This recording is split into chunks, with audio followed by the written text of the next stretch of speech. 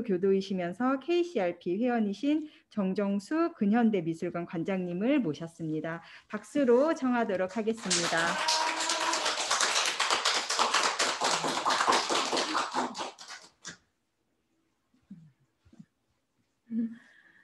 네, 모시고 안녕하십니까. 네, 벌써 작년이 됐네요. 작년에 만나고 또 올해 이렇게 만나니 좋습니다. 자주 만나야 또 정도 쌓이고 자주 보도록 하죠. 예. 어떻게 이 마스크를 하고 할까요? 그래요?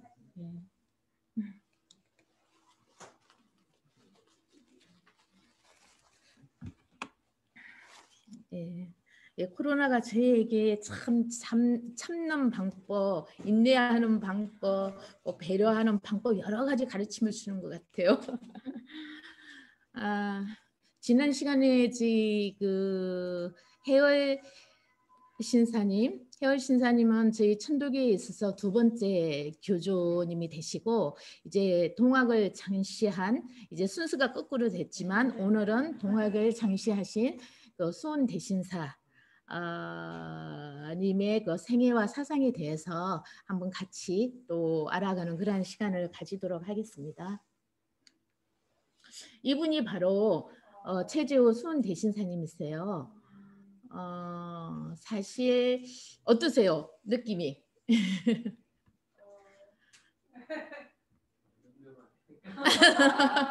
처음 보시죠? 네. 예.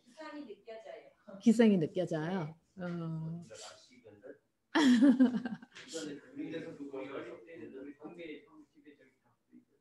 진짜요?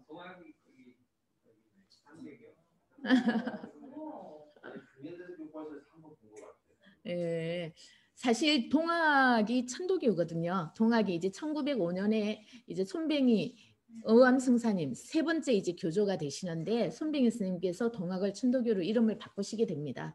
뭐 나중에 또 기회가 있으시면 말씀드리도록 하고요. 오늘은 수원 대신사님에 대한 이야기를 하도록 하겠습니다. 여기가 어디냐 하면은 경주 용담정이에요. 수원 대신사님께서 태어나신 곳이 경주이거든요. 여기에서 덕도하신 장소예요. 그래서 이 경주 지금 용담정 저 정자 이름이 용담정인데 경주 여기 아래쪽에 지금 저희 친도교에서는 수도원으로 사용하고 있어요. 그래서 그 여기 경주 용담정에 가면은 이제 처음 오시는 분들도 뭔가 기운이 남다르다. 어떤 분은 너무 이제 그 기운에서 감화가 돼서 눈물을 글썽글썽 하시는 분들도 계시더라고요. 우리 교인이 아니신데 다른 분이신데 다른 종교에서 오신 분이 이런 감화가 된다고 기운 자체가 강화가 된다고 그러시더라고요. 여기가 용담정입니다. 나중에 혹시 경주에 가실 일이 있으면 용담정에 한번 이렇게 가보시는 것도 좋을 것 같습니다. 옆쪽에서 지금 그거고요. 아까 거기는 정면이고 이 용담정 자리가 보면은 바로 옆에 또 이렇게 계곡이 있어서 물이 졸졸졸졸 흘러내리고 있습니다. 여름에 가면은 또 이렇게 바위에서 물이 떨어지는 것도 볼 수 있고요. 정말 좋습니다. 저희가 이제 수원 대신사님 편을 들어가시기 전에 보면은 이제 수원 대신사님에 대한 가계도를 한번 보시면은 우리 신라의 고은 최치현 선생님 있죠? 최치현 선생님은 25세 손이 됩니다. 최치현 선생님은 신라 당시에 당나라에까지 널리 알려진 석학이시고 학자이시잖아요. 그리고 유명한 게 날랑비 서문에 이제 그 하랑도들이 그때 많이 활동을 했는데 최치현 선생님께서 날랑비 서문에 나라의 분례부터 전해오는 도가 있어 유불선을 포함하니 이를 햄묘지도라 하느니라라고 햄묘지도에 대해서 이제 고은 최치현 선생님께서 말씀을 하셨고 그게 날랑비 서문에 이렇게 적혀 있습니다. 그리고 정무군 최진립 장군의 7대 손이 되시는데 이 최진립 장군은 임진왜란 병자호란 때 이렇게 그 장군으로서 무인으로서 나라를 구하는 일에 참여를 하셨던 분이세요. 그래서 문과 무를 겸비한 그러한 집안이었다라고 생각을 하시면 되고, 아버님 되시는 분이 근왕공 최옥 선생님이십니다. 이 최옥 선생님은 당시 그 경주 지역에서 굉장한 그 학자로서 또 이렇게 아이들을 가르치는 그러한 그 경주 일대에서는 유명한 그러한 분이셨고요. 이제 어머니는 이제 곡산 한씨이신데 이제 그 내용을 차츰 우리가 살펴보도록 하겠습니다. 아까 최진립 장군에 대해서 이야기했듯이 최진립 장군이 이제 태어나실 때 그 경주에 구미산이라고 해서 큰 산이 있어요. 그 산이 뭐 3번 오르다고 합니다. 이 구미산은 이제 수은 대신사님 탄생할 때도 또 구미산이 3번 울게 돼요. 그래서 어떤 그 명인이 이렇게 태어날 때는 이렇게 구미산이 운다고 그래요. 그래서 이분은 이제 조선 중기 때 이제 무신이신데 임진왜란 때, 정유재란 때, 병자호란 때 이렇게 나라를 구하는 일에 앞장서서 싸우시다가 지금 경기도 용인에 그 험천 땅이라는 곳이 있는데 선바람 고개에서 이제 고슴도치처럼 화살을 많이 맞아가지고 이제 순국을 하시게 됩니다. 그래서 병자호란 때 경주 분이신데 용인까지 오셔가지고 이제 순국을 하시게 되는 그러한 최진립 장군이시고요. 아버지 최옥 선생님 근왕공은 이제 어려서부터 이제 총명하시고 7, 8세 되었을 때 그 중국 역사책을 이렇게 한번 보고 그 뜻을 알 정도로 그렇게 총명하셨대요. 그리고 8세 때는 한문 시를 지었다고 그럽니다. 그 봉덕사에 있는 종을 보고 봉덕종부라는 그런 시를 지을 정도로 이 학문에 뛰어난 총명력을 가지고 계셨습니다. 그리고 이분이 이제 태계 이항 선생님의 영남학파를 개성을 해서 학문과 등망이 그 지역에서 아주 뛰어난 분이 바로 그 수은 대신사 아버지 근왕공이셨고요. 이 근왕공은 사모님 부인이 일찍 돌아가시게 돼요. 왜 첫 번째 부인이 오랫동안 20년 동안 투병 생활을 하시다가 사별을 하게 되고요. 두 번째 부인하고도 또 사별을 하게 됩니다. 그래서 이제 그 근왕공 선생님께서는 이제 난 결혼 안 할 것이다. 그래서 자기 동생의 아들을 양자로 받아들이게 됩니다. 그 재한이를 자기 양자로 삼으면서 결혼을 하지 않기로 결심을 하게 됩니다. 그런데 근왕공 선생님이 그 제자 되시는 분들이 스승님이 혼자 사시니까 너무 안 되는 거예요. 그래서 그 제자 중에 한 분이 이제 그 곡산 한씨라고 있는데 그 분을 집안 분을 그 스승님하고 맺어주려고 그럽니다. 그런데 이제 선생님은 이제 결혼을 안 하시겠다고 그러시니까 그 제자들이 이제 이렇게 깨를 쓰시는 것 같아요. 근데 이 한씨 부인은 또 20세 때 남편이 돌아가셨어요. 그래서 혼자서 10년 동안 혼자 살고 계셨던 분이셔요. 근데 굉장히 단정하고 이제 이 제자들이 보기에 저런 분이면 스승님을 옆에서 이렇게 모시는데 부족함이 없겠다 해서 근왕공하고 같이 맺어주려고 합니다. 그래서 아까 양자로 드린 제안이하고 그 제자들이 이제 서로 맺어주기 위해서 했는데 이제 곡산 한씨한테도 이제 수은 대신사님이 탄생하기 위해서는 이러한 어떤 신비적인 이야기들이 좀 나오는데요. 곡산 한씨도 전날 해가 품 안으로 들어오는 꿈을 꾸었대요. 그래서 굳이 자기도 어떻게 왔는지 모르는데 그 근왕공 안방에 들어가 있는 거예요. 그래서 저는 나이 30에 금천리 친가에서 가부를 지냈는데 갑자기 정신이 혼미해져서 비몽사몽간에 태양이 품속으로 들어오며 또한 이상한 기운에 몸이 이끌려 나도 모르게 이곳에 왔습니다 하고 이제 이야기를 하게 됩니다. 그래서 이제 근왕공과 곡산 한씨가 결혼을 하시는데 이때 근왕공 나이가 63세, 곡산 한씨 30세. 그 나이 차이가 엄청 많이 나죠, 그죠?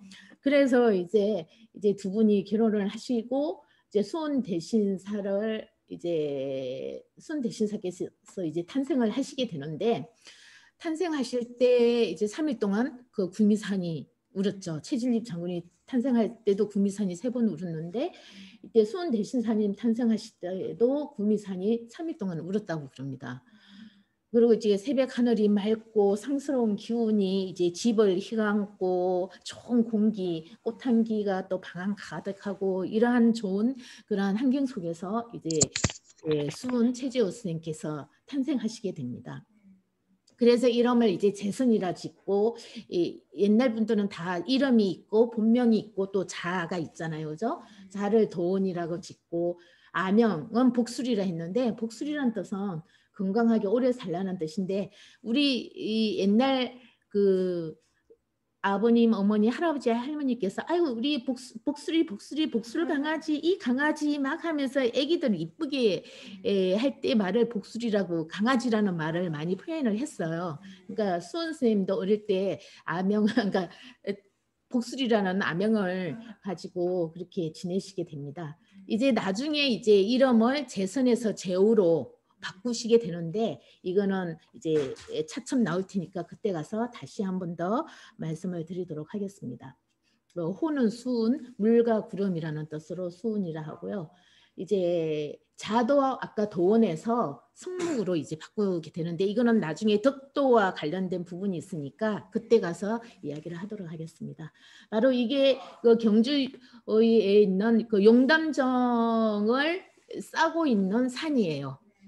구미산, 예, 구미산이 있고 여 밑에가 용담정에서 덕도를 하시게 됩니다. 이 수원 대신사님 생가가 바로 여기 있는데요. 이 생가가 구미산을 마주 보고 있습니다. 그래서 생가 복원을 2014년도에 하게 됩니다. 자, 수원 대신사님 그렇게 해서 탄생을 하셨는데 어려서부터 기골이 반듯하고 아까 우리 사진에서 보았듯이 초성화에서 보았듯이 굉장히 반듯하고 번뜩번뜩한 그런 느낌이 들죠, 그죠? 근데 굉장히 총명하고 또 비범하셨다고 그래요. 그래가지고 친구들하고 놀면 항상 대장 노릇을 했대요. 그리고 특이한 게 눈동자에서 강치가 났대요. 그래서 그 친구들이 너는 역적이 될 눈이야 하러 이야기를 하면은 나는 역적이 되더라도 너희들은 착한 백성이 되라 이렇게 이야기를 했다고 합니다. 이제 수양녀가 나오는데 나중에 이제 덕도하시고 순 대신사님께서 데리고 있던 하인 종이 있었는데 그 당시에 우리는 종이라고 그랬죠, 그죠? 여종 2명이 있었는데 그 여종 2명을 한 명은 며느리로 삼게 되고 한 명은 수양딸로 삼게 돼요. 덕도 후에 그때 이제 수양녀가 그 뒤에 살아서 정언을 하는데 눈이 무서워서 바로 쳐다보지를 못했다 할 정도로 눈에 강체가 나면서 굉장히 그 어떤 비범함이 눈에서 이렇게 발산을 했다고 합니다.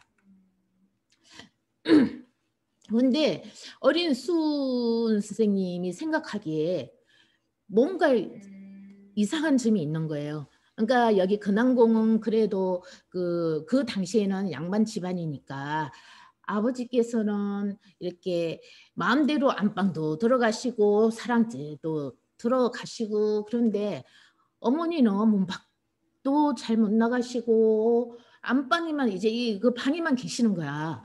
이상하다. 그리고 그 당시에 조선시대니까 남존여비 사상이 만연해 있었을 거잖아요. 그러니까 남자는 높고 여자는 낮다라는 거지. 남녀의 어떤 차별적인 그러한 것에 대해서 왜 그럴까? 이러한 어떤 차별에 대한 의문을 어렸을 때부터 가졌다고 그럽니다. 그리고 다른 사람들은 이제 아버지께서 그 서당을 하셨으니까 또 이렇게 와서 다 아버지한테 절을 하는데 아버지는 절을 받지를 않고 그냥 이거 받기만 하고 아버지가 절하는 걸 못 봤어. 그런데 어느 날 보니까 또 아버지께서 어떤 분이 오시니까 또 절을 해요. 그러니까 또 의문이 생기는 거야. 아버지는 왜 어떤 사람한테는 절을 받고 어떤 사람한테는 또 절을 할까? 이 어린 나이에 자꾸 의문이 생기는 거예요. 그러니까 어떤 현상에 대해서 그냥 지나치지 않았다라는 것이죠. 그러니까 그런 의문점을 가지고 계셨는데 이때 10세 10살 때 어머니께서 돌아가시게 됩니다. 그러니까 옛날에 그 여성분들은 너무 빨리 다들 돌아가셔서 그 근암공 그 부인 되시는 분들이 다 빨리 돌아가시잖아요. 그죠? 그러니까 이분도 그러니까 30살이니까 40세에 돌아가신 거잖아. 그 어머니께서 국산 한씨께서. 그러니까 10세 때 어머니가 돌아가시고 또 17살 때 아버지마저 돌아가셔요. 그러니까 이제 또 수은 선생님은 또 혼자가 되시는 거지. 그래서 이제 19세 때 이제 박씨, 울산 박씨와 또 결혼을 하게 됩니다. 이제 결혼을 했으니까 이제 가장이 된 거죠. 가장이 돼서 이제 과거 시험을 보려고 해도 그 당시에는 그러니까 그 조선 말기에 되면은 뭐 과거도 돈 주면은 대리로 봐주고 엄청 이 부패가 만연한 사이였어요. 그렇지만 또 심지어는 그 제가는 자식은 과거에 응시할 수도 없어요. 기회조차 없어요. 그러니까 사실 수은 선생님은 제가녀의 자식, 그러니까 한번 결혼하고 그 남편이 사별한 부인하고 이제 근왕궁이 결혼을 했지만 서자와 같은 신분 차별을 받은 거죠. 그러니까 과거 시험을 보려고 해도 시험을 볼 수가 없는 거야. 그런데 이 수은 선생님은 17살 때까지 매 학문에만 전념을 했으니까 뭘 할 줄 아는 게 없는 거예요. 그래서 이제 과거에 응시할 수가 없자 수은 선생님은 이제 할을 쏘고 무예를 이제 연마를 하시게 되는 거죠. 근데 무예를 연마해도 뭐 어디에 진출할 수가 없는 거죠. 그나마 20세 때에 불이 나는 거야. 집이 다 타버리는 거예요. 그 어떻게 진짜 뭐 어디 기거할 곳도 없고 이러한 그 어려운 속에 이제 그래도 내가 이제 가정을 돌봐야 되잖아요. 돌봐야 되기 때문에 장사길을 한 10년 동안 다니시게 되는 거예요. 그때 포목상이라 하면은 이렇게 면, 천 이런 걸 파는 포목상을 하거나 이제 약재를 가지고 이제 팔러 다니는 그런 포목상과 약재상을 하면서 이제 21세부터 전국을 돌아다니시게 되는 거예요. 장사를 한 10년 동안 전국을 돌아다니면서 하시니까 이제 세상 풍속을 다 아시게 되는 거지. 그런데 가봤더니 전국을 돌아다녀 봤더니 이 사회가 엉망진창인 거예요. 임금은 임금 노릇을 못하고 신하는 신하 노릇을 못하고 아비는 아비 노릇을 못하고 자식은 자식 노릇을 못하고 군불군 신불신 부부부 자불자 다 각기 자기 역할을 못하고 사회가 엉망인 거예요. 이것을 이제 수은 선생님이 보시면서 이 나라 어떡하지? 이 어지러운 세상 어떡하지? 이 민중들 어떻게 하지? 그리고 사회에서는 이제 조선나라 망한다. 이제 정씨가 나라를 다시 세운다는 정감록 이 예언서가 또 막 돌아다니고 이러는 거예요.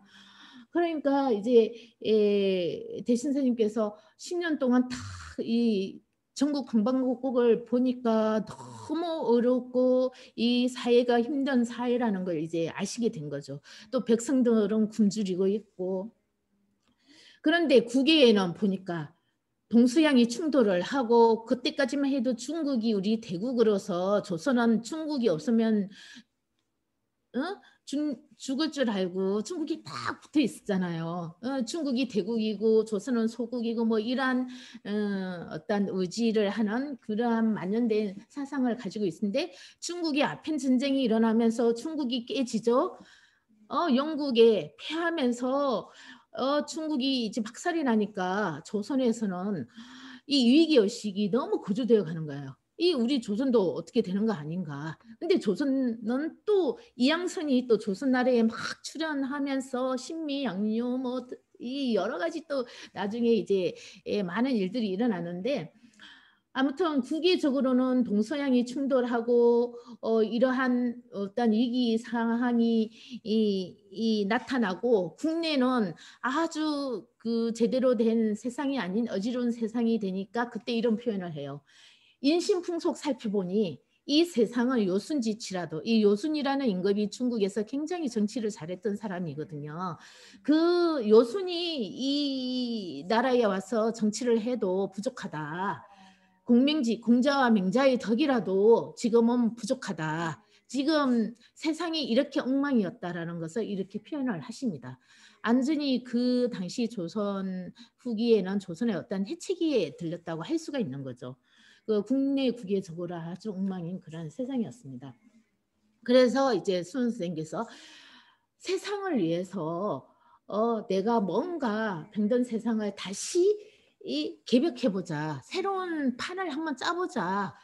어떻게 해야 이 나라를 구하고 이 백성들을 구할 수 있을 것인가 하고 이제 구도의 시간을 가지시게 되는 거죠. 그래서 1854년에 그러니까 10년 동안 주루천하를 하고 이제 다 던지고 팔도국경 다 던지고 고향에 돌아가서 백가시세요 못세 하면서 이제 다시 개벽을 위한 구도의 시간을 가지기 위해서 이제 다시 시간을 가지게 됩니다. 그래서 이제 돌아갈 곳이 없으니 울산으로 갑니다. 아까 울산 박씨하고 결혼을 했죠. 그래서 처가가 있는 울산으로 가게 됩니다. 그래서 울산에는 그 처가 쪽에 반 6댁이가 있었어요. 육두락이 있었는데 이제 그 육두락을 팔고 철점을 운영을 하게 됩니다. 철점을 운영을 하면서 자신이 말이 철점을 운영하지 그 안에는 그 어떤 기도처를 마련해가지고 기도를 이제 시작을 하게 됩니다. 근데 1855년에 갑자기 을무년 그 봄에 어떤 노성이 수은 스님을 찾아오게 됩니다. 자기는 금강산 유점사에서 기도를 하고 있었는데 기도한 다음에 탑을 이렇게 돌았더니 탑 아래에 책이 한 권 있더라. 근데 그 내용을 이렇게 보니까 내가 도저히 이해할 수가 없는 내용이더라. 그래서 이제 선생님을 찾아왔다 하고 이제 3일 후에 내가 올 테니까 스님께서 이 내용을 좀 알아주십시오 하고 책을 놔두고 가게 됩니다. 그래서 3일 후에 이제 그 노승이 다시 수원 선생님을 찾아오게 되는 거죠.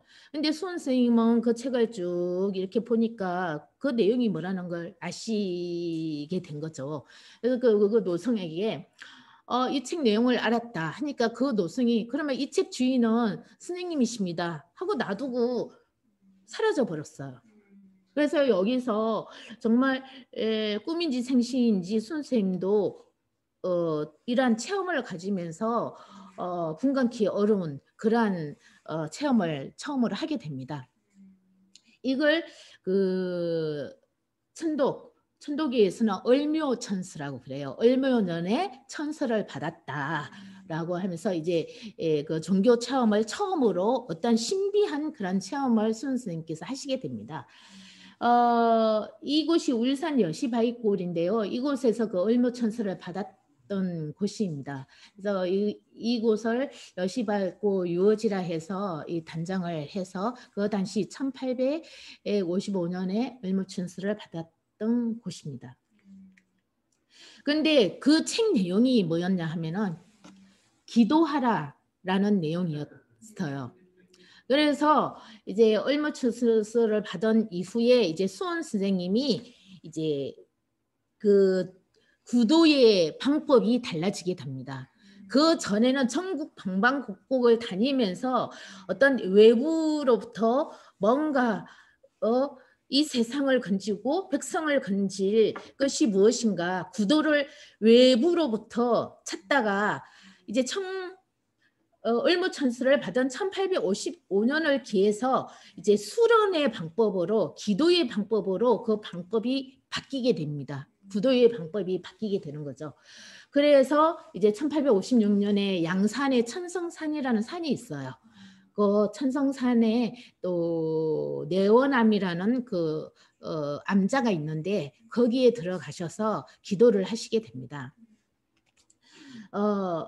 거기에서 이제 기도 수련을 하시면서 49일 기도를 들어갔는데 47일 만에 뭔가 또 영감을 얻으시게 됩니다.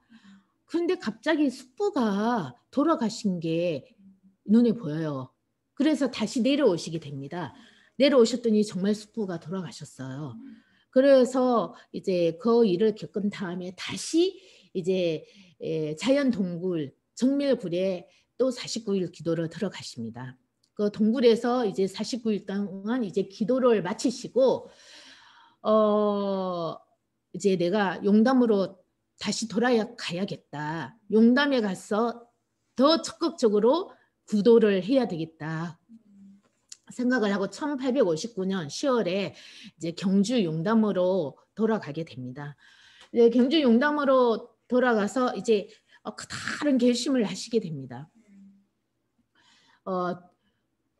아주 중한 맹세를 하시게 되는데요. 이때 이제 이름, 자호 이름을 다시 지으면서 불출산해를 맹세하게 됩니다. 그래서 그 자를 아까 도원에서 처음에 이름이 도원이었는데 이제 성묵으로 바꾸시게 되고요. 이름을 제선에서 제우로 바꾸시게 됩니다. 이 제자라는 것은 건질 제인데 이거는 이제 채시문 중에서 이 돌림 글자 있잖아요. 그 내려오는 확률에 따라서 제자는 만들어 전해 내려온 것이고 우는 어리석음 중생을 구하겠다라는 뜻으로 이제 제우라고 이름을 바꾸시게 됩니다. 그리고 수련에 정진하시기 위해서 시를 지으시는데요. 도기 장존 사부리 세간 중임 부동기라고 해서 이 입춘시를 붙여놓게 됩니다. 이 입춘시 내용이 뭐냐 하면은 도기 장존, 도의 기운이 오랫동안 보존되어서 사불이 사악한 나쁜 삿된 기운이 못 들어오게 한다. 그리고 세간 중인 부동기, 내가 도를 덕도하지 않으면은 깨닫지 못하면은 세간 중인 부동기라. 무세간 사람들, 그 당시 세간 사람들이 각자 위심해서 서로 자기 혼자만 잘나고 자기만 살려고 하고 같이 함께하는 그런 생각이 없고 아까 군불군 신불부 부부불 사불사의 그 아주 혼란한 사이에 그러한 그 사람들과 부동기 함께 돌아가지 않겠다. 나는 여기에서 용담에서 세상을 건질 도를 구하고 뒤에 세상에 나오겠다라는 중한 맹세를 하시게 됩니다. 그렇게 해서 이제 계속해서 수련 정진을 하시게 되는데요. 1860년 4월 5일에 그 장조카 명륜이가 있었는데 조카 생일이에요. 그래서 그 생일에 이제 의관을 조카가 수원 선생님한테 보냅니다. 그래서 자기 생일날 와주십사 하고 초대를 해요. 이렇게 의관까지 보내오니까 수원 선생님 안 갈 수가 없잖아요. 조카 생일인데. 그래서 이제 조카 생일날 참석을 하게 됩니다. 그런데 몸이 너무 안 좋은 거예요, 그날. 그래서 다시 용담으로 돌아오시게 됩니다. 집에 돌아오셔서 마루에 올라서자마자 이제 큰일이 일어나게 되는 거죠. 이제 종교 체험을 아주 크게 하시게 됩니다. 우리 이제 수은 대신사님께서 경전을 나중에 이렇게 지으시게 되는데 순 한문으로 이제 동경대전을 지으시고 순 한글로는 용담유사로 이제 지으십니다. 그러니까 식자층들 한문을 아시는 식자층들에게는 동경대전어로 어떤 가르침을 주시고 그때 안어자라든지 이제 한문 공부를 못하신 사람들에게는 용담유사라고 해서 우리 한글로 된 가사체로 이렇게 경전을 지으셔서 이제 그 깨달음을 전하시게 되는데 이 동경대전에 당시 이제 덕도하시는 상황이 표현이 되어 있어요. 어떻게 표현이 되어 있느냐 하면은 그 이제 용담정 마루에 딱 올라가니까 뜻하지 않게 이제 몸이 몹시 춥고 떨리고 무슨 병인지 그 정상을 알 수가 없더라. 그런데 갑자기 신선의 말이 귀로 크게 들리는 거예요. 이게 내 몸과 마음은 떨리고 막 춥고 마음이 산뜻해지면서 갑자기 신선의 말이 이제 들린다라는 거죠. 그리고 이제 막 들리니까 바깥으로는 어떤 점령의 기운이 있고 안으로는 어떤 강하의 가르침이 막 내려오는데 내가 부르고 해도 보이지는 않고 뭔가 소리가 나니까 뭔가 형체가 있는 줄 알고 봤더니 형체는 보이지 않고 그리고 뭔가가 가르침이 막 이렇게 들려와요. 들려오는데 그 가르침이 뭔지 막 열심히 듣는데 눈에는 보이지 않는 거죠. 바로 이걸 이제 우리는 한울림 기운과 내 기운이 하나가 되는 어떤 천지가 합득되는 그러한 어떤 종교적인 체험이 되는 거죠. 천인합일되는 그러한 종교 체험을 하게 되는 거죠. 이때 바로 이제 그 한울림하고의 그 문답이 계속 오고 갑니다. 사실 우리가 보면은 그 신과 문답을 했다는 데가 이제 종교 창시자들을 이렇게 보면은 뭐 구체적으로 나오는 데는 없어요. 근데 이제 수은 선생님은 동경대전하고 용남주사에 당신의 그 종교 체험을 그대로 적어 놓으셨거든요. 근데 거기에 보면은 바로 그 신과 이렇게 대화를 한 게 나옵니다. 그리고 이제 수은 선생님은 그 대화를 통해서 신도 우리는 신을 한울림이라고 부르거든요. 용어를 한울림이라고 부르는데 천주라고 한자로 표현을 하면 천주라고 그러고 이제 한글로 표현하면 한울림이라고 그러는데 한울림과 대화를 하면서 한울림도 수은 대신사를 시험하시고 수은 대신사님도 한울림의 말씀에 대해서 계속 질문을 하고 그러한 질문과 그 어떤 체험의 시간이 계속 이루어집니다. 그러니까 1860년 4월 5일부터 시작이 돼서 1861년 2월 3일까지 계속되면서 6월에 이제 포독을 하시게 되는데 그 오랜 기간 동안에 계속 이 천사문답이 이루어지는 거예요. 그러면서 이제 그 우리 기록에 보면은 한울님께서 너에게 모든 사람들을 호령할 수 있는 재상을 주겠다, 배설을 주겠다라고 하시죠. 그러면은 선생님이 아니 이제껏 보니까 배설하고 있는 사람들이 다 이 나라를 망치는데 그 배설을 가지고 뭐 하겠습니까? 싫습니다 하고 이렇게 그절을 하기도 하고 그럼 너에게 검은 보화를 줄게. 또 해봐라 했더니 검은 보화로 이렇게 세상이 망하여 간데 제가 어떻게 그걸 받습니까? 그것도 싫습니다. 하면서 자꾸 이제 하느님이 이제 신이 이제 대신사님하고 이렇게 문답을 하시면서 이제 뭐 이거 줄게 저거 줄게 이야기를 하시죠. 그 세 가지를 이야기하신데 아까 배설, 검은 보화 또 하나는 그럼 너에게 술수를 줄게. 이 어떤 조화를 부릴 수 있는 능력을 너한테 줄게 그래요. 그것도 싫습니다. 예수님 대신 다 싫다고 그러는 거죠. 그러면서 정말 내가 구도를 이렇게 했는데 내가 원하는 하느님이 이것밖에 안 되나 하고 이제 실망을 하기도 하고 이제 이러시는 거죠. 이제 하느님하고 죽기 살기로 이제 서로 시험하고 이제 그런 일들이 벌어집니다. 그런데 이제 결국은 여러 어떠한 그 시험 끝에 하느님께서 말씀을 하시죠. 오심적 여심이라는 말씀을 하시게 됩니다. 내 마음이 곧 너의 마음이다. 라는 걸 하시는 거죠. 그리고 내가 그동안 노이무궁해서 그러니까 내가 노력은 했지만 공이 없었다.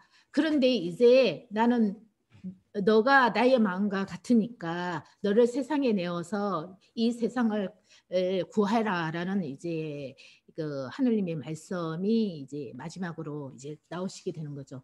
이때 곧 수원 선생님께서 그동안 그렇게 구도를 세상을 건지기 위해서, 그러니까 당신의 일신을 위해서 구도를 하신 건 아니시잖아요, 그죠?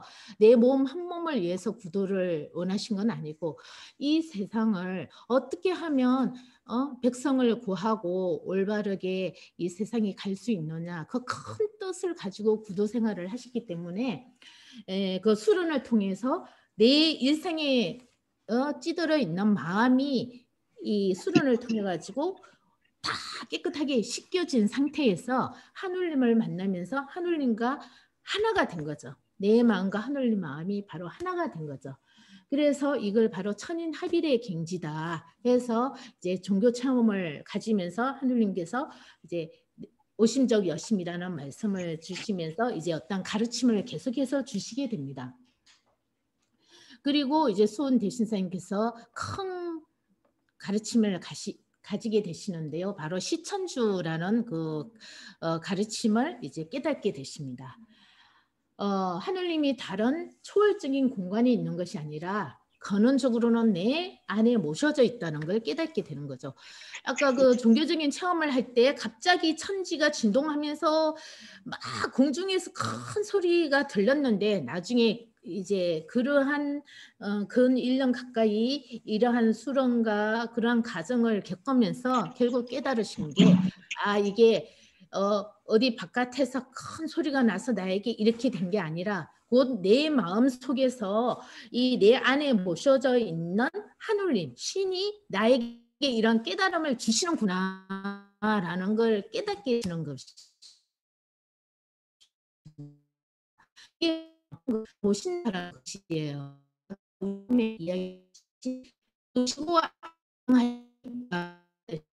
하늘님이 어디 신이 멀리 공간에 있는 게 아니라 바로 우리 인간의 이 몸속에 모셔져 있다. 그래서 이 시자에는 내유신령 외유기와 각지불이자야라고 이제 시자를 해석할 때 그 이야기를 하는데 내 안에는 내유신령이 있다. 내 안에는 신령한 영이 있다. 신령이 내 안에 있고 바깥에는 기하가 있다. 외유에는 바깥에는 기하가 있는데 이 어떤 기하가 바로 지기이거든요. 지극한 어떤 큰 기운이 있는 거예요. 이 밖에. 그럼 내 안에 있는 신령과 밖에 있는 기운이 하나가 되는 그 순간이 있죠. 그리고 내 안에 있는 기운과 바깥에 있는 신령과 기운이 하나가 되어 있을 때야만이 내가 존재하고 내가 살아있는 거죠. 이것이 끊기면 나는 죽은 목숨이 되는 거죠. 그래서 내유신령 외유기하가 있다는 것을 알고 이 내유신령 외유기하가 서로 소통을 하면서 이것이 바로 내가 존재하는 이유구나. 이 하늘님이 나한테 모셔져 있다는 것을 알고 마음을 변하지 않는 것. 각자 알아서 불이 변하지 않는 것. 이것이 바로 시의 개념인 겁니다. 그래서 이제 그 수원 대신사님께서 시천주를 깨달으셨게 됐는데 이 포동문이라고 해서 동경대전 중에 제일 앞에 우리 경전에 나오는 그 포동문 중에 이러한 이야기가 나옵니다. 이거 계속 그 독도하는 그러한 체험에 대한 이야기를 하고 있는데요. 하늘님께서 이런 말씀을 하십니다. 두려워하지 말고 두려워하지 말라. 세상 사람이 나를 상제라 그런다. 너는 상제를 모르느냐. 그러니까 처음에 선생님께서 얼마나 놀랐겠어요. 큰 어떤 소리가 공중에서 들리고 그러니까 이 마음에 선뜻한 어떤 기운도 생기고 그러니까 선생님이 너무 놀라셨죠. 그러니까 이제 너는 상제를 모르느냐. 기존에 그 어떤 사람들이 상제라고 했던 사람이 바로 나다라고 이제 일러주십니다. 그래서 두려워하지 말라. 그리고 의심하지 말라라는 이야기를 하시는 거죠. 근데 이러한 과정에서 그 사모님께 아까 박씨 사모님 계셨잖아요. 그 사모님께서는 얼마나 놀랐겠어요. 수원 선생님이 이 당시의 모습을 보면 완전 미친 사람처럼 사모님은 보였죠. 그래서 사모님도 놀래가지고 머리가 완전 자박머리라 하면은 빗지도 안 해서 머리가 이렇게 헝클어진 그런 머리를 하고 우리 저 남편 미쳤구나 하고 아기는 저 구석에서 울고 있고 막 이런 상황이 이 우리 경전을 보면 나와요. 되게 재밌게 묘사를 하셨는데 그래서 여기서 하느님께서 내 또한 공이 없으므로 너를 세상에 내어 사람에게 이 법을 가르치게 하니 의심하지 말고 의심하지 말라라고 이야기를 하세요. 그래서 수원 스님께서 물어보죠 또. 그럼 서도로 사람을 가르치리까 물어봐요. 그러니까 신께서 그렇지 아니하다. 나에게 영부가 있으니 그 이름은 선약이고 그 행체는 태극이고 또 궁궁이다. 그러니까 나의 영부를 받아가지고 사람을 질병에서 건지고 주문을 받아서 사람을 가르쳐서 나를 위하게 하면 너도 또한 장생하여 덕을 천하에 펴리라 라고 또 신이 하늘님께서 말씀을 하십니다. 그래서 여기서 이제 주문과 영부가 나오죠. 이 수은 대신사님께서 그 경전에 다 이 이야기가 나와 있어요. 하늘님으로부터 주문과 경전을 이제 받으시게 되는데 그러면 주문과 경전이 도대체 영부가 무엇이냐 우리 궁금하잖아요, 그죠? 우리 온불교에도 주문이 있죠. 예, 수은 선생님께서 이제 그 주문을 받으시고 또 지으셨는데 직이금지 원이대강 시천주 조화정 영세불망 만사지 이게 21자이거든요. 이 주문을 이제 받으셨습니다. 받으셔서 그러면 이 주문이 뭐냐 우리가 뜻은 알아야 될 거잖아요. 자, 그 뜻을 한번 볼까요? 직이금지 원이대강 직이 아까 시자에 내 안에 내유신령 신령이 있고 외유 기하라 바깥에는 기하가 있다라고 했잖아요. 그러니까 지라는 것은 지극한 기운인 거예요. 그러니까 어떤 지극한 기운 우리가 말해서 이제 학술적으로 말하면 뭐 학자들 이야기로는 행위학적인 표현으로는 직이 하늘님을 직이라 신을 직이라고 표현한다 이렇게 말씀도 하시는데 어떤 그 큰 원대한 혼돈한 한 기운을 직이라고 그래요. 그래서 제가 이제 그 입도하여 이러한 큰 기운에 처음으로 이제 접했습니다. 제가 원합니다. 그 기하에 기하를 저에게 체험하게 느끼게 해주십시오. 시천주 조화정 영세불망 만사지가 나오죠. 여기에 시자가 또 나오죠. 그죠? 자, 여기 해석한 것을 보면서 이야기를 하죠. 도에 들어 직위의 접함을 알았습니다. 청하여 비오니 기하해 주십시오. 안에 신랑이 있고 밖에 기하가 있다는 것을 알고 부모님 같이 섬기겠습니다. 여기에서 부모님 같이 섬긴다는 것은 시천주 할 때 주자가 있죠. 그 주를 부모님 같이 섬긴다는 뜻이에요. 그래서 그 하늘님 신을 부모님 같이 섬기겠습니다. 하늘님 덕에 합하고 그 마음을 정하겠습니다. 한평생 생각하고 잊지 않겠습니다. 그 도를 알아서 그 지혜를 받겠습니다. 이 주문의 뜻은 이란 뜻이에요. 그래서 여기 주문은 이제 제가 하느님을 알고 하느님 은혜를 평생 동안 잊지 않겠습니다. 그리고 제가 살아가는 데 있어서 하느님 뜻을 알고 그 뜻을 행하여 실천하겠습니다. 그러한 내용이 담겨 있는 게 바로 주문입니다. 이 주문을 외우면은 이제 그 하늘님 가르침을 받으면서 자연한 가운데 모든 일이 화해 나는 것처럼 순조롭게 무의이하로 일들이 이제 풀려나간다는 것이죠. 그래서 우리 도는 무의이하라.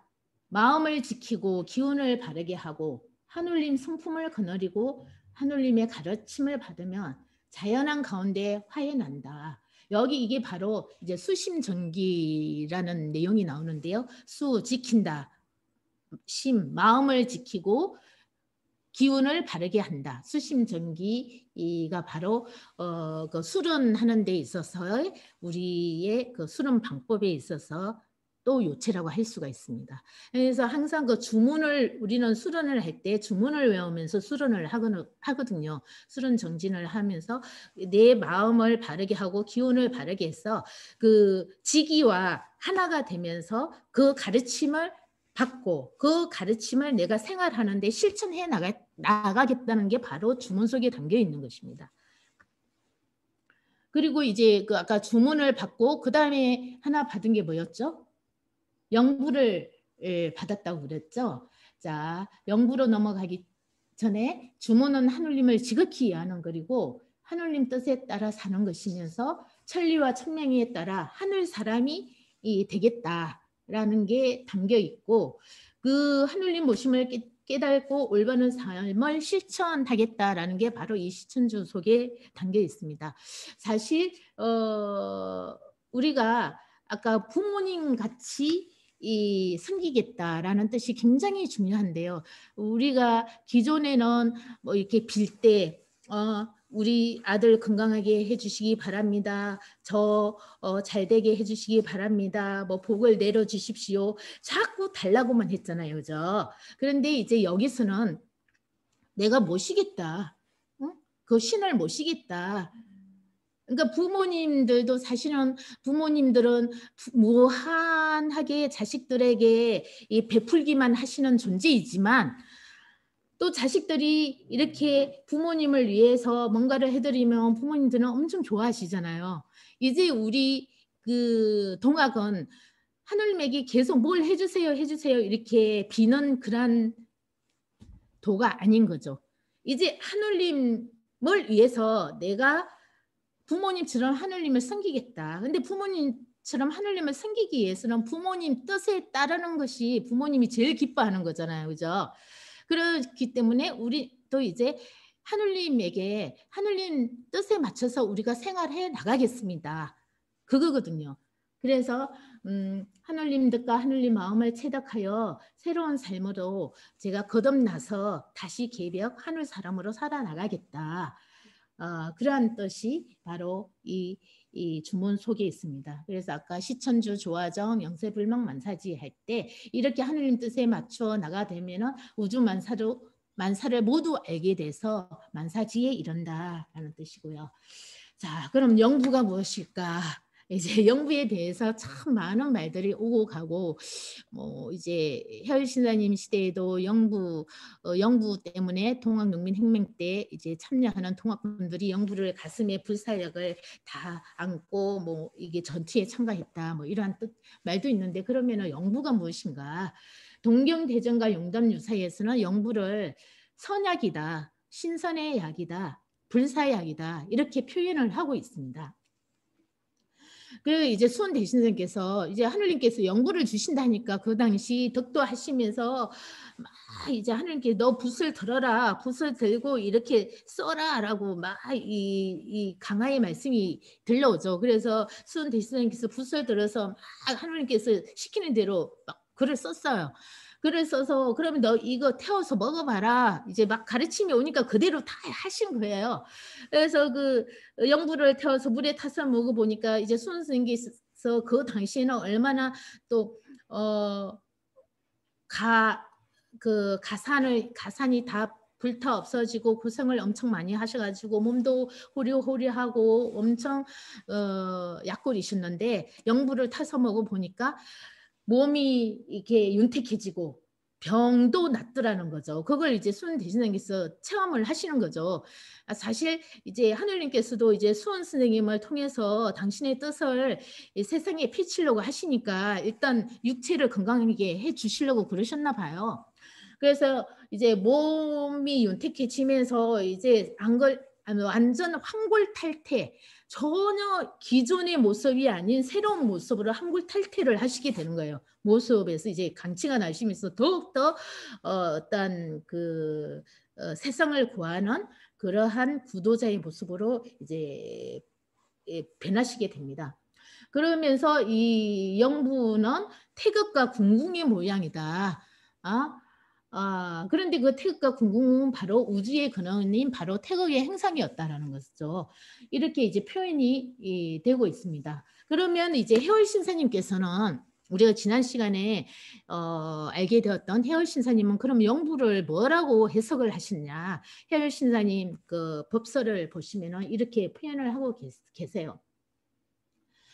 영부란 우주의 근원을 표상화한 것이다. 그러니까 궁궁 영부는 곧 마음이다라고 또 표현을 하세요. 그 천지의 형체를 마음에 표현한 것이다. 그게 영부다라고 말씀을 하시어요.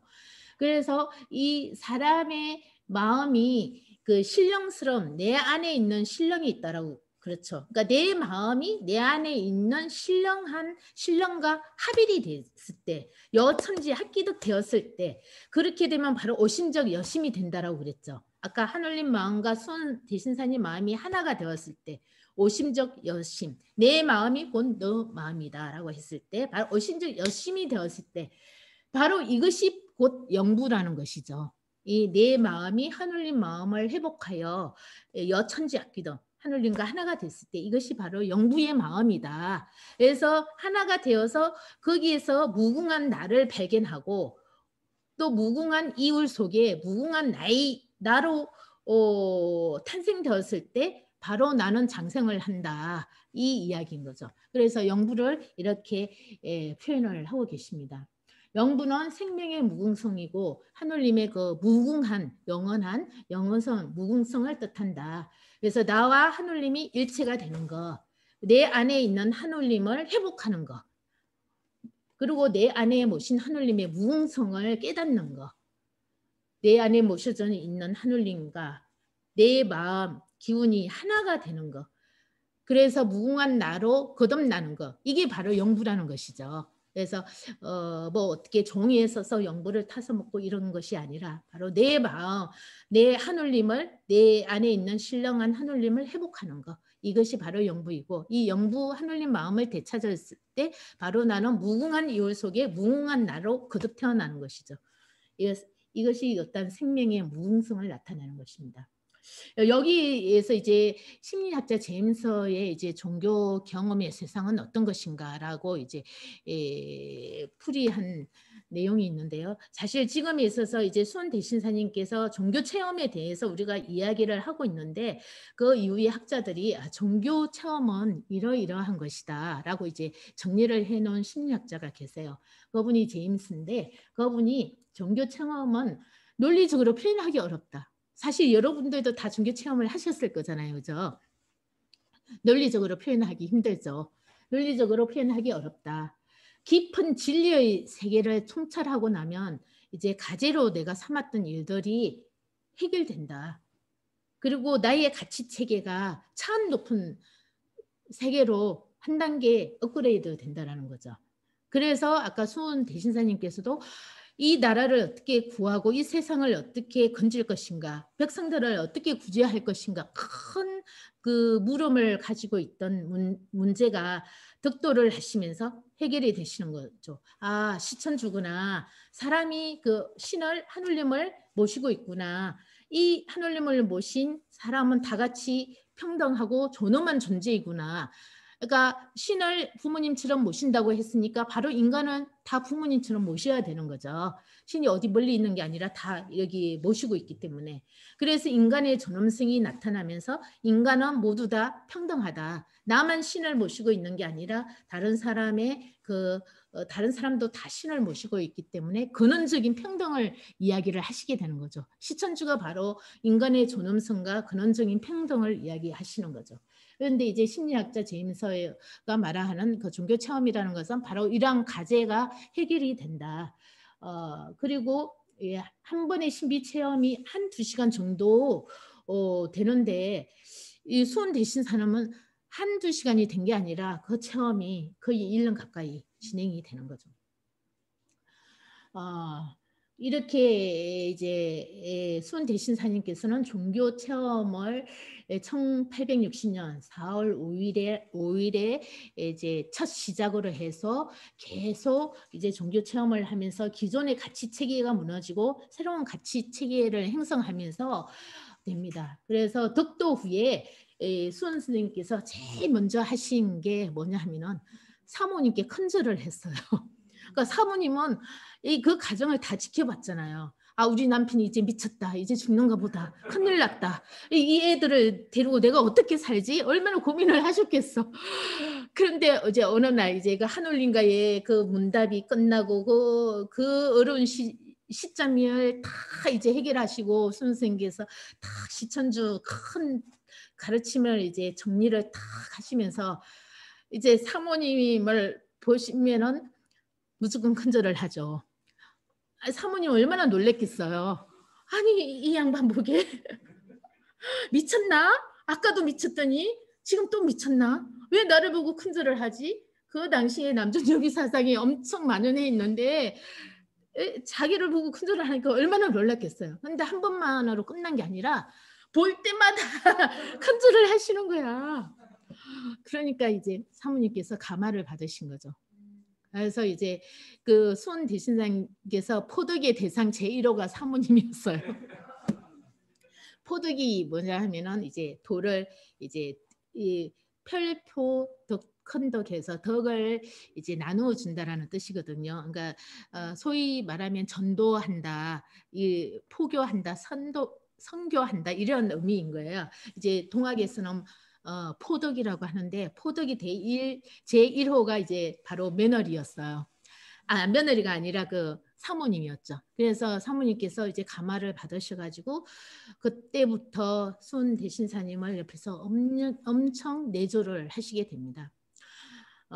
그리고 두 번째가 여종 2명이 있었는데 아까 이야기했듯이 여종 2명은 한 명은 며느리로 삼게 됩니다. 손 선생님이 아들이 2이 있고 딸이 2이 있어요. 그런데 그 중에서 이제 큰아들 며느리로 여종 1명을 며느리로 삼게 되고 또 여종 1명을 수양딸로 삼게 됩니다.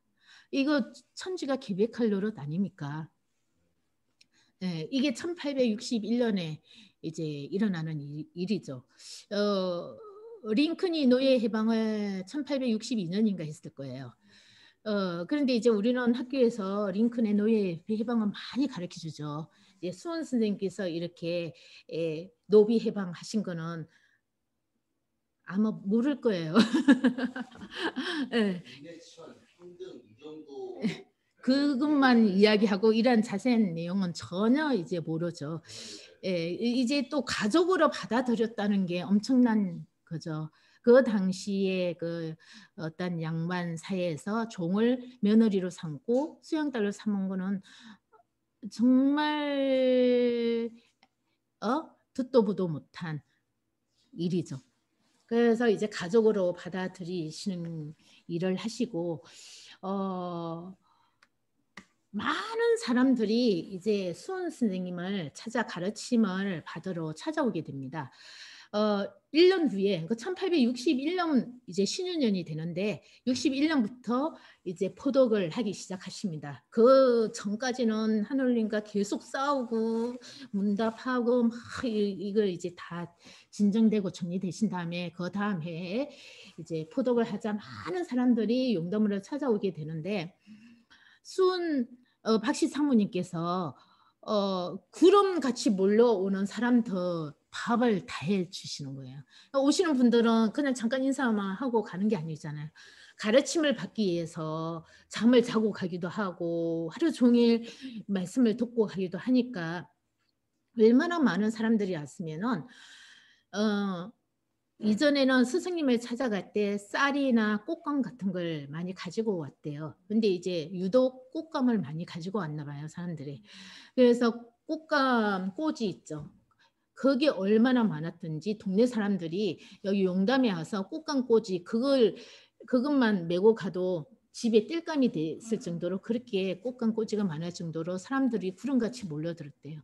이제 그 수양 딸하고 박씨 사모님께서 그 사람들을 다 밥을 해 먹이시면서 그 수발을 다 들어주시는 거죠.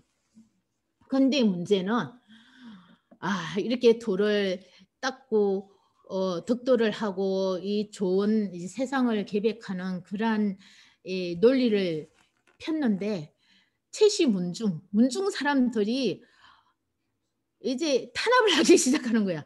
우리 문중에 웬 이상한 사람이 미친 사람이 자기가 덕도했다 하면서 사람은 평등이다 하고 이상한 시천주 이 사람들을 이게 가르친다 하면서 문중에서 수은 선생님을 박대를 하기 시작을 해요. 왜냐하면 그때 최씨 문중이 양방가로서 유교 사상이 꽉 이게 잡혀 있던 가문이었거든요.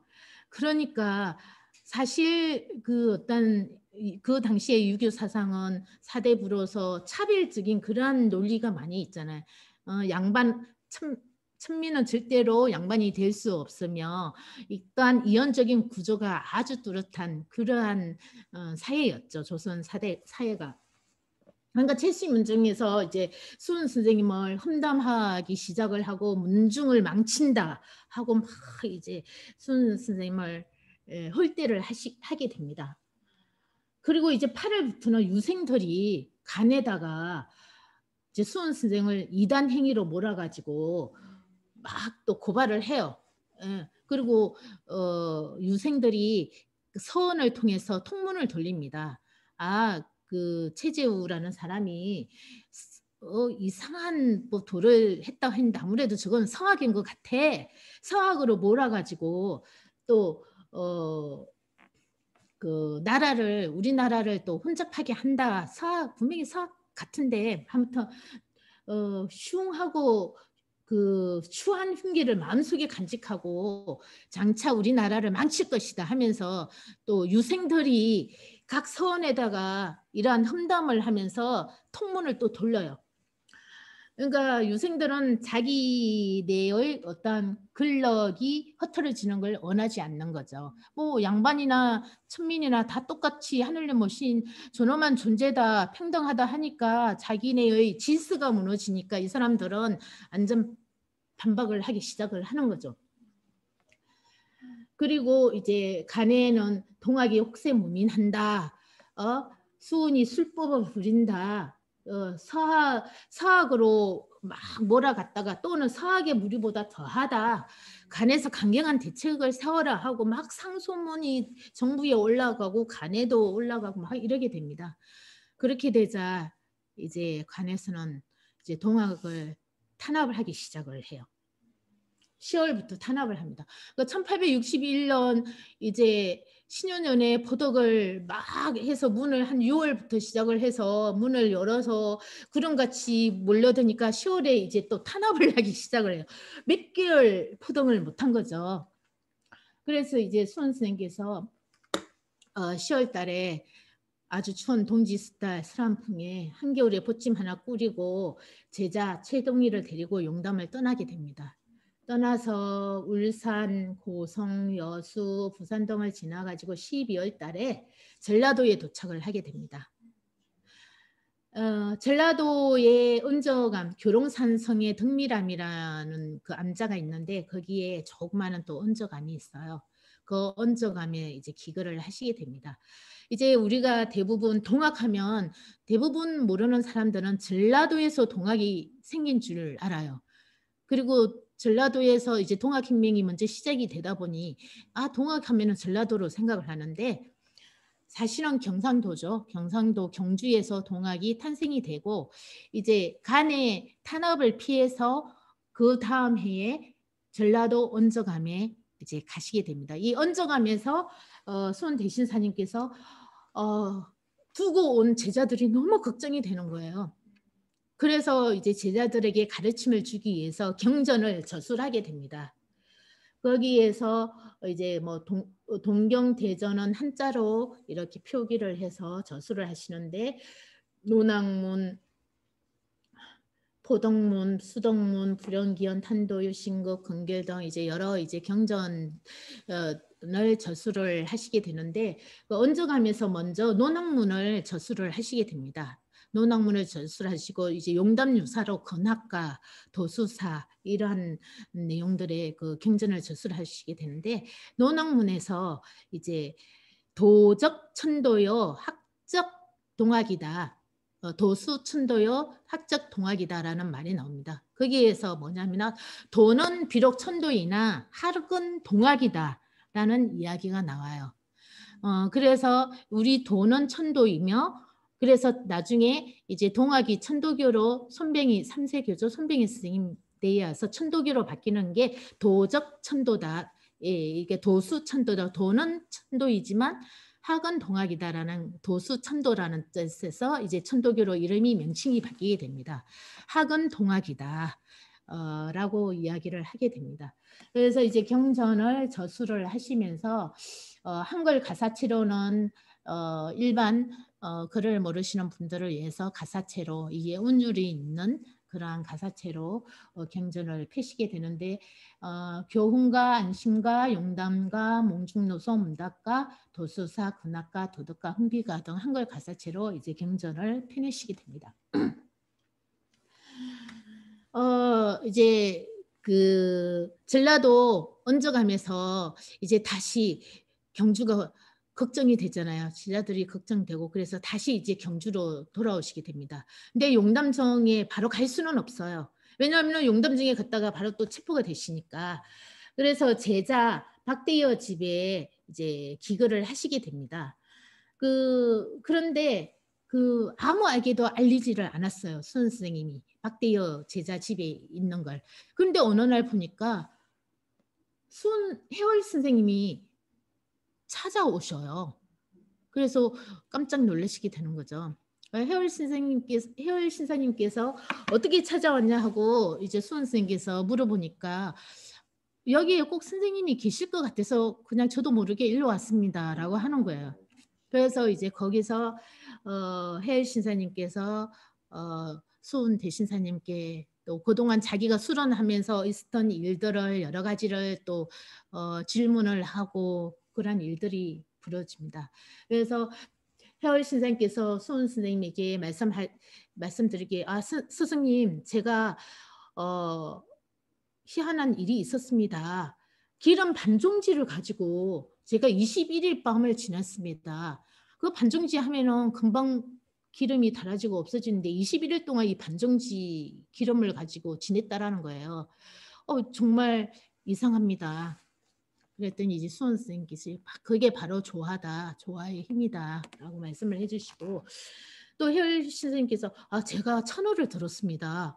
갑자기 이제 수련을 하기 위해서 차가운 물을 얼음을 깨고 차가운 물에 들어 혜월 신사님께서는 항상 목욕 제거하고 수련에 임하시거든요. 수련하기 위해서 차가운 얼음물을 깨고 들어갔더니 갑자기 양신소의 우한천지 겁자라라는 소리를 들었습니다. 라고 이야기를 해요. 그러니까 양신소의 우한천지 겁자라는 것은 몸에 해로운 것은 갑자기 찬물에 급히 앉는 것이다. 이제 이 이야기거든요. 이 천어를 들었습니다 하니까 대신사님께서 너 그때가 언제였냐 물으니까 몇월 며칠이었습니다. 그때 내가 이렇게 글귀를 경전을 쓰면서 이 글귀를 읊고 있었다라고 이야기를 하시는 거예요. 그러니까 내 소리를 네가 들었구나. 거기에서 또 오심적 여심이라는 말씀을 수은 대신사님께서 해열 신사님에게 말씀을 하십니다. 내 마음이 곧 너의 마음이다. 그러니까 해열 신사님께서는 수은 선생님의 그 가르침을 정말 그대로 받아들여서 수련을 열심히 하시고 그 당시에 뭐 학식 있고 잘난 사람들 많았어요. 동학에 입문한 사람들이. 그런데 이제 해열 신사님은 정말 생활 자체가 공경이 몸에 배인 그런 생활을 하셨어요.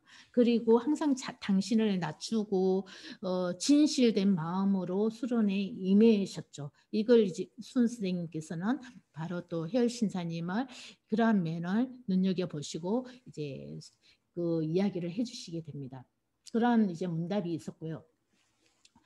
이때 이제 경주 감령에서는 그 윤선달이라는 사람한테 꾸임의 그 영장이 경주 감령에 있어서 최고 장인 영장이 게임에 빠지게 됩니다. 왜냐하면 윤선달이가 그 영장에 이야기를 합니다.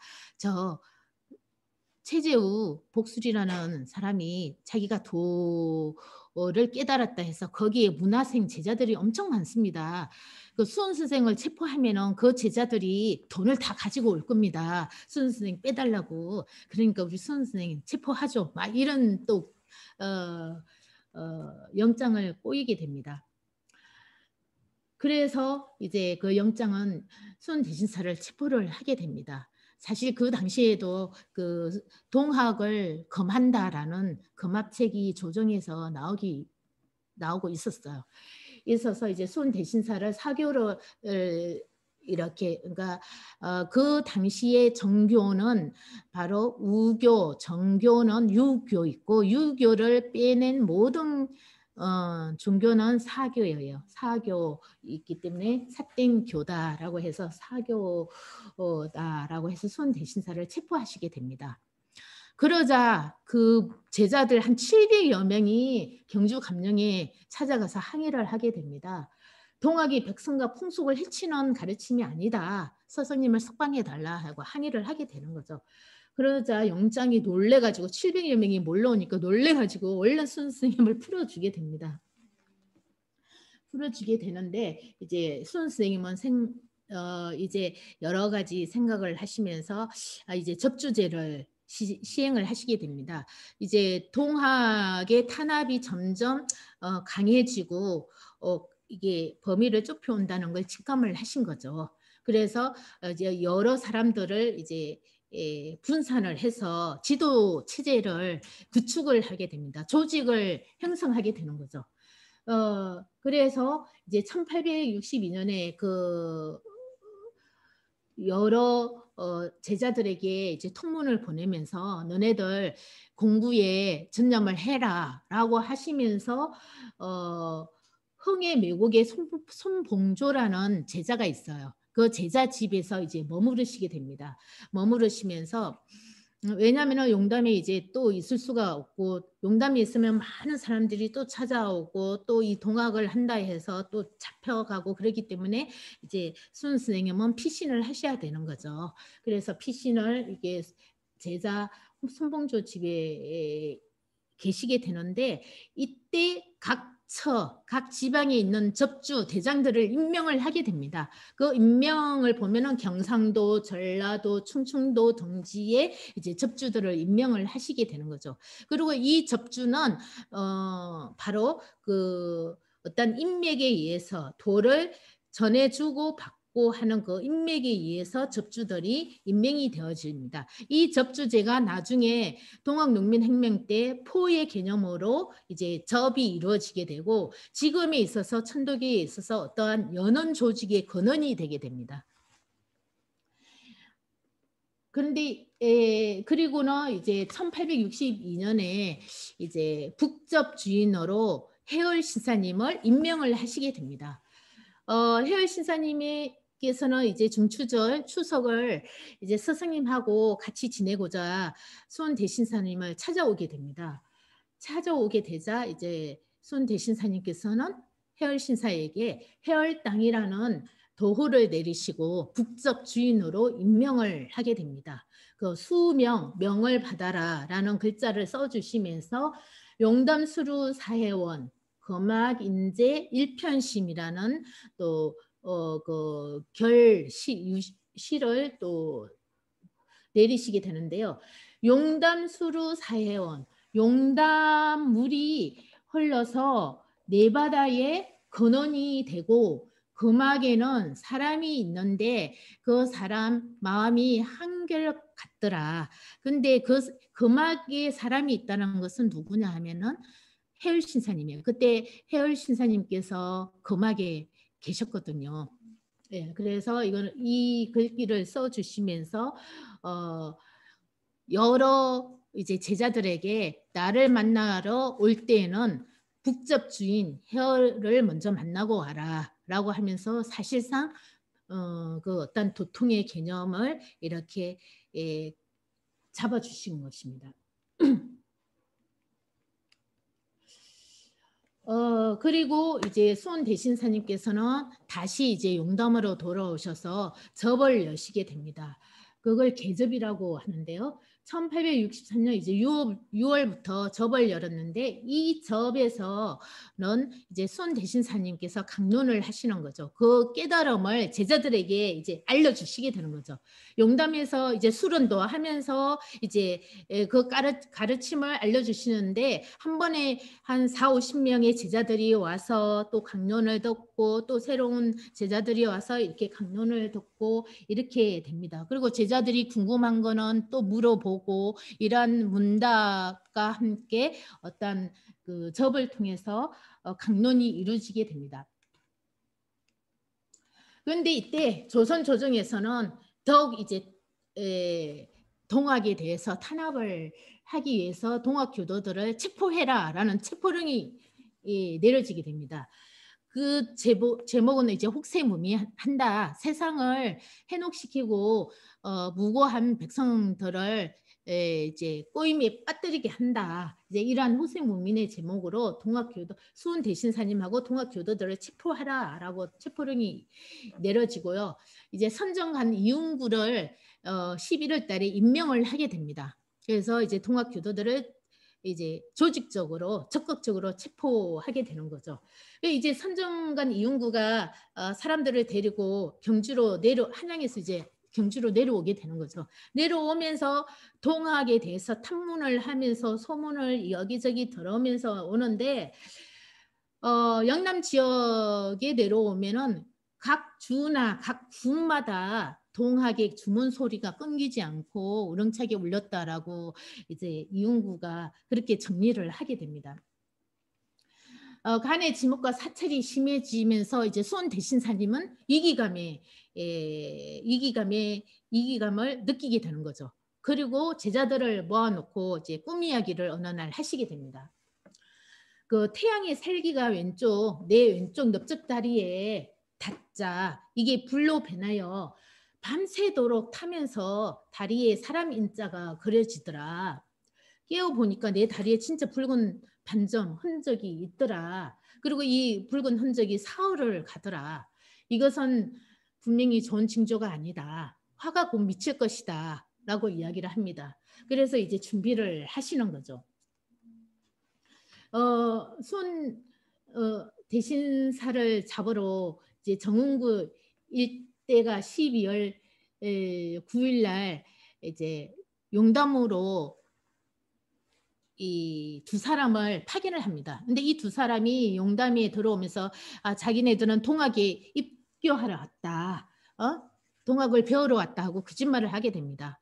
그러기 위해서 이제 거짓말해서 동학에 입도했다 하면서 용담정의 형세, 지리를 다 파악을 하고 어떤 사람들이 오고 가는지 누가 여기에서 중추 세력인지 이런 걸 다 파악을 하게 됩니다.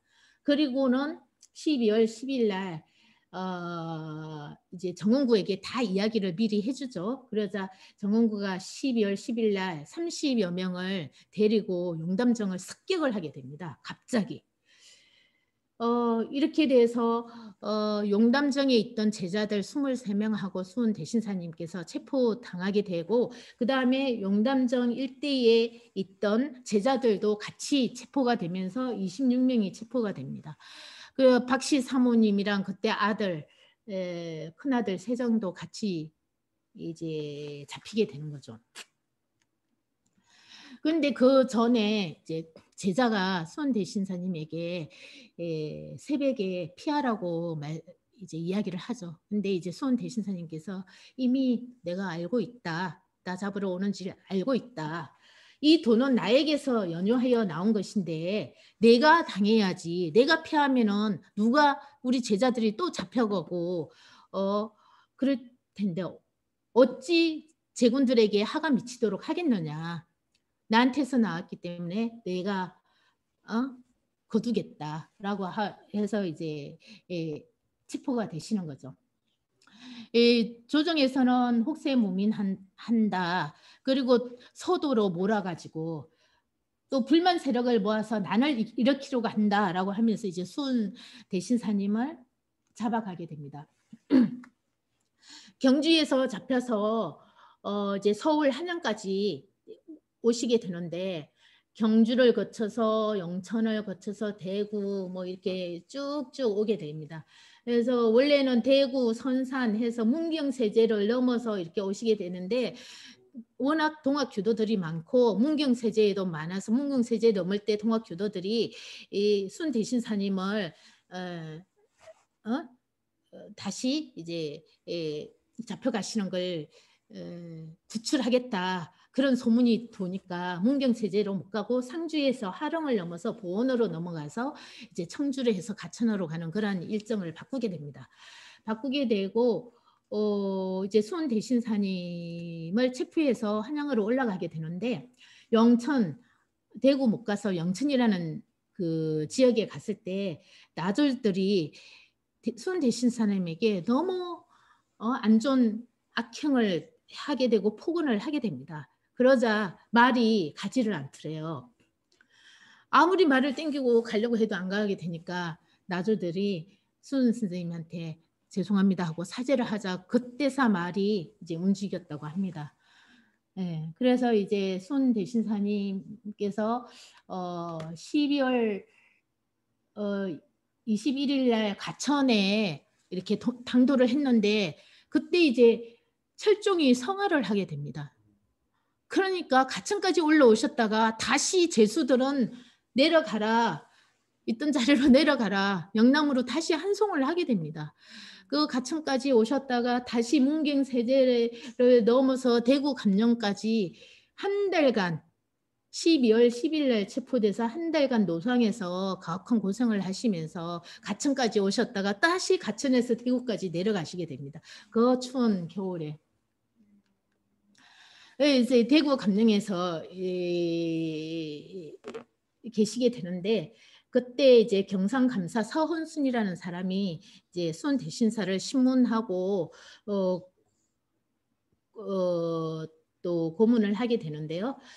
그 당시에 신장으로 그러니까 큰 그 나무로 이제 볼기나 넓적다리를 한 30대를 친대요. 한번 할 때 30대를 치고 그걸 4차례나 이제 했다라는 거죠. 다리가 부러질 정도로 되신데 그래서 이제 가혹한 또 신문을 2월 달에 또 하게 되고 그래서 이제 그러한 과정을 거치시게 되는데 이때 혜월 신사님께서는 어떻게 해서든지 손 대신사님을 만나야 되는 거예요. 어떻게 이 감옥에 가서 손 대신사님을 만나야 되는데 어떻게 해야 되나 그 옥리에게 뇌물을 줘서 만나려고 시도도 하고 그러다가 결국은 그 각덕원이라는 사람이 옥리로 이제 급식을 담당하는 그러한 시간일 때 하인으로 이제 위장하여 가지고 수원 대신사를 만나게 됩니다. 이제 옥중에 있는 칼을 차고 있는 수원 대신사님을 만나시게 되는 거죠. 수원 대신사님께서 유시를 대신사님에게 건네주십니다. 그 담뱃대에다가 그 유시를 뭐 건네줬다라고 하는데 이게 덕령수상 무형거 주사고형 여유여다 이 문구가 적혀 있는데 이 문구가 뭐냐 하면은 등불이 밝아 물 위로는 아무런 해미의 틈이 없고 그러니까 내가 아무런 죄가 없다. 우리가 이 동학이 기둥은 마른 것 같으나 힘이 남아 있다. 라는 그런 유시를 그러니까 너 걱정하지 말고 동학 잘하고 잘 개성해라 이제 이러한 의미가 남아 있습니다. 그리고는 고비 원주하라라고 이제 쪽지를 넣어주신 거죠. 그 쪽지가 고비 원주하라 멀리 떠나라 너 빨리 몸 피해라 이제 이 말이신 거죠. 이제 그걸 쪽지를 받으시고 나오셔서 이제 혜월 신사님은 고비 원주하시게 됩니다. 그래서 그 우리가 저번 시간에 배웠듯이 강원도 첩첩산골로 들어가시면서 그 고난의 생활을 하시게 되시는 거고 사실상 이제 그 동학의 2세 교조로서 이제 수원 선생님은 혜월 신사에게 모든 걸 이제 전해주시게 된 거죠. 수원 대신사님께서 이제 1864년 3월 10일에 대구 감령 간덕 땅에서 좌도 난정률이라는 제명으로 이제 참수형을 당하게 됩니다. 좌도 난정률, 좌도 정도, 우도가 아까 유교라고 그랬죠. 그 조선 시대에는 유교가 아닌 거는 다 좌도인 거예요. 그래서 좌도 이고 난정 정치를 어지럽게 한다. 좌도 난정률이라는 제명을 붙여서 참수형, 목을 자르는 참수형에 처하시게 됩니다. 그때가 나이가 41세가 되는데 37세에 도를 덕도하셔가지고 4년간 아주 짧은 기간에 이제 동학의 그 새 세상을 이루는 사람이 존엄한 존재다. 평등을 지으시고 깨달음을 주시고 41세에 이제 생을 마감하시게 됩니다. 이제 참수형을 당하실 때 그 이야기가 있는데요. 이제 망나니가 수은 대신사님 앞에 놓고 이제 칼춤을 추죠. 그런데 처음에 했는데 목에 칼이 안 들어가더래요. 그래서 몇 번을 해도 칼이 안 들어가니까 망나니도 놀래고 이제 난리가 난 거죠. 이제 손 대신사님께서 정자하고 계시면서 깨끗한 정화수 한 그릇 가져와라 그러셨대요. 그러니까 깨끗한 정화수를 가져와서 손 대신사님께서 지극히 이제 기도를 하신 다음에 이제 나의 목을 쳐라 그랬대요. 그때서 이제 칼이 들어갔다고 그럽니다. 이제 조선 정부에서는 남문 밖에다가 3일간 손 대신사 목을 효수 이제 걸어놨다라는 거예요. 이렇게 해서 이제 3일 후에 이제 세정이가 그 아버님 그 아들이 아버님 그 목을 이제 거두게 되는데 이처럼 이제 대성인이 그 조선 정부의 그 질서를 헛들어뜨린다. 또 어떨 때는 서학으로 몰리기도 하고 또는 기존의 질서를 어지럽히는 그 아주 역적으로 몰려서 이렇게 큰 뜻을 품으신 손 대신사님은 이제 일생을 마감하시게 되시는 거죠. 그리고 충분히 이제 피할 수 있었음에도 불구하고 이 돈은 나에게서 왔으니까 내가 피하면 제자들에게 또 많은 희생이 감수되니까 내가 안고 간다라고 하시면서 이제 혈 선생님에게 모든 것을 뒷일을 맡기시고 이렇게 생을 마감을 하시게 됐었습니다. 이렇게 됨으로써 지금에 있어서 우리의 그 동학의 주된 사상이 바로 시천주 사상인데 바로 이 시천주라는 것이 사람이 하늘님을 모시고 있고 내게 모신 안에 있는 신령 신성한 그 하늘님 마음을 회복해서 하늘님 뜻에 맞춰서 살아가는 것이 바로 우리의 하늘 사람으로서 살아가는 것이고 또 이 세상에는 차별이 없다. 인간은 모두 평등하다. 그렇기 때문에 모두 존엄한 존재로서 존중받아야 된다라는 후천 계백, 다시 계백을 여는 그러한 진리를 저희에게 알려주시고 이렇게 수은 대신사님께서는 생을 마감하셨습니다. 이상으로 수은 대신사님의 그 생애와 사상에 대해서 말씀을 들었습니다.